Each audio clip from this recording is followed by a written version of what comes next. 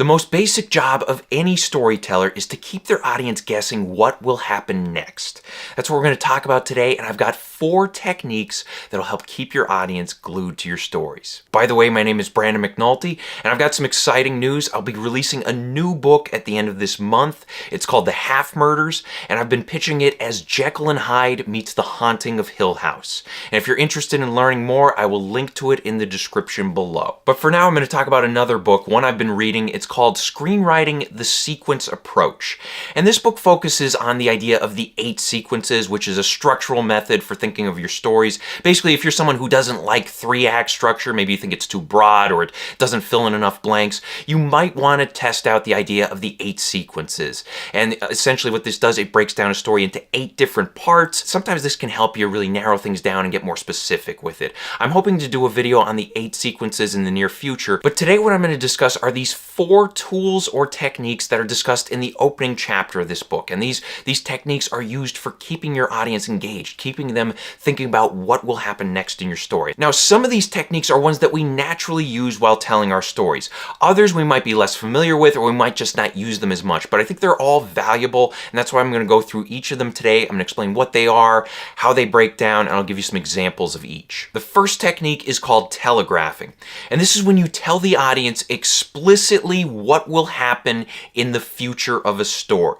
Oftentimes this is done through dialogue. For instance, in an episode of Seinfeld, you might hear Jerry say something like, "Oh, I'm going to meet George at the coffee shop." And then in the next scene, he's sitting there with George at the coffee shop. So it's telegraphing what is going to happen in the future of the story. Now, instead of using dialogue, you might use visual cues in order to signal to the audience what will happen in the future. For instance, maybe you have a story where a family is packing up their car and they're loading up all sorts of clothes and maybe surfboards and things like that. And that would signal that the family is about to go on vacation. Now, one important thing to keep in mind is that just because you're telegraphing something in your story doesn't mean that that story has to be predictable, doesn't mean that we have to get that particular outcome, because this can work in reverse as well. So for instance, if you have a character, maybe she's getting into her wedding dress, she's prepared to go to a wedding, and then along the way, instead of going to that wedding, maybe she gets abducted by aliens or captured by terrorists or something, and then that can blow up your audience's expectations. And one final thing I want to throw out there is that telegraphing is a great way to create suspense in your stories,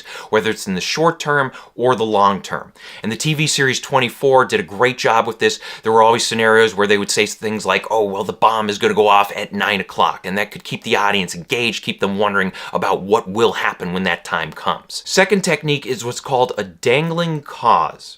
And we all know that stories are built upon the idea of cause and effect. Something happens which prompts something else to happen.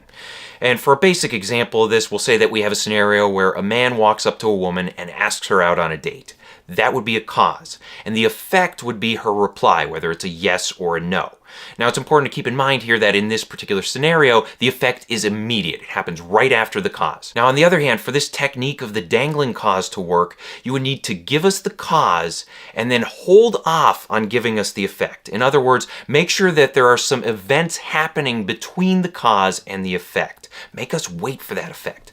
And what this will do, it'll put questions in your audience's head. It'll keep them thinking about what is going to happen down the line. It'll keep them invested in those potential outcomes. Now, going back to that simple example I gave you where the man asks out the woman, you can have that effect come later on if you just switch the scenario up a little bit. For instance, instead of having him walk up to the woman and ask her on a date, have him send her a text message. Then the effect doesn't have to be immediate. There could be a period between the cause and effect where other events occur, and then we get the answer later. And if you're looking for inspiration here, you might consider things like an expression of intent, a warning, a threat, an expression of hope or fear, or a prediction. And one great example from Game of Thrones comes from the early seasons when Stannis Baratheon puts a curse on some of his biggest rivals. He burns the leeches, and it's supposed to curse people like Robb Stark, Theon Greyjoy, and Joffrey Baratheon, and we don't get an immediate effect out of this. We have to wait until later on in the show to see how this curse plays out. Third technique is dramatic irony.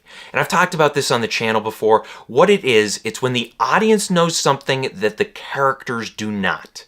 You might have a scenario where you're writing a story that has multiple POV characters, and maybe in one plot line, a character is planning to hurt another, but that other character doesn't know about it, and then when we jump into their point of view, we, the audience, fear for them because they're completely innocent to the danger that is about to hit them. Now, there are two simple steps for creating dramatic irony in your stories. The first step is revelation, and this is when the audience learns a piece of information that the characters don't know about. And then the second step is recognition. This is when the characters discover the piece of information that the audience has known all along. And when that recognition hits, it can create some exciting scenarios. Another thing to keep in mind here is that typically you will use dramatic irony to create either suspense or comedic effect. With suspense, we're talking about making the audience fear for the future. And there's a great example from Raiders of the Lost Ark. In the middle of the movie, Indiana Jones is getting a special headpiece examined. And while he's there, one of his enemies sneaks into the building and poisons his food.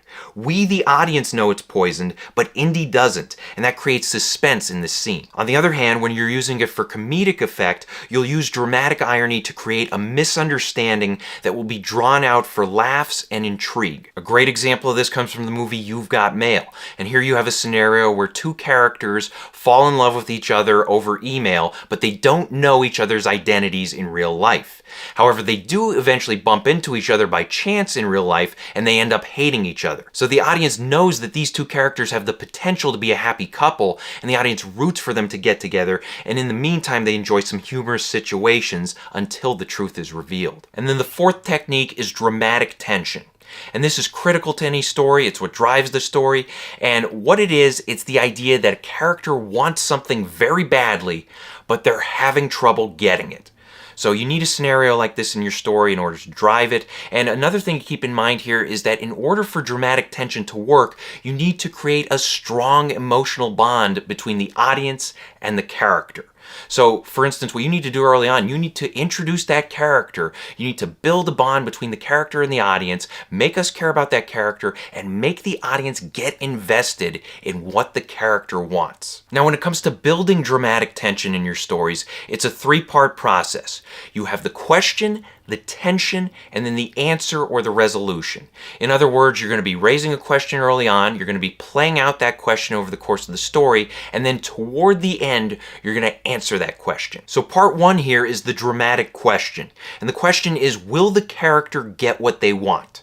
For example, in Star Wars, Luke wants to deliver the Death Star plans to the Rebel Alliance.